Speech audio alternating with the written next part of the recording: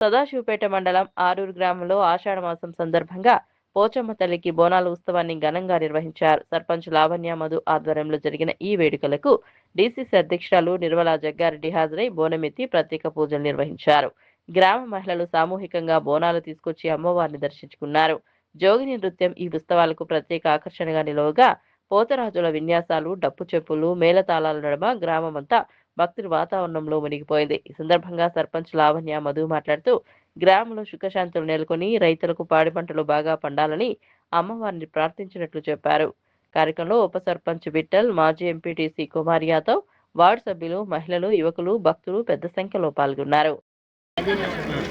నా పేరు నాయకోటి మధు లావణ్య, మాజీ సర్పంచ్, ప్రజెంట్ సర్పంచ్ మా భార్య.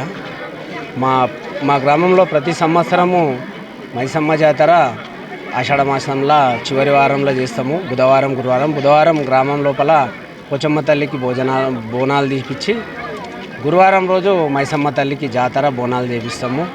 ఎందుకోసం అంటే ఈ పండుగ చేసుకోవడం వల్ల మా గ్రామ ప్రజలు, మా గ్రామము సుఖ సంతోషాలతోటి, పాడి పంటలతోటి సుఖ సంతోషాలతోటి ఉండాలనే ఉద్దేశంతో అమ్మవారికి మేము భక్తి శ్రద్ధలతోటి మా గ్రామ ప్రజలందరము ఈ జాతర కార్యక్రమంలో పాల్గొని అందరం అమ్మవారి కృపకు పాత్రలు అయిదామని చెప్పేసి ఈ కార్యక్రమం గ్రామస్తులందరం కలిసి చేస్తాము ప్రతి సంవత్సరము.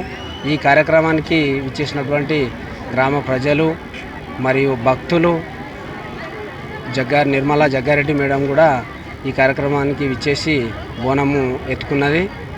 మరియు శివసూక్తులు, మా రాఘవేంద్ర స్వామి వీళ్ళందరూ కలిసి ఈ కార్యక్రమాన్ని విజయవంతం చేసినందుకు అందరికీ ప్రత్యేక ధన్యవాదాలు తెలియజేస్తాం.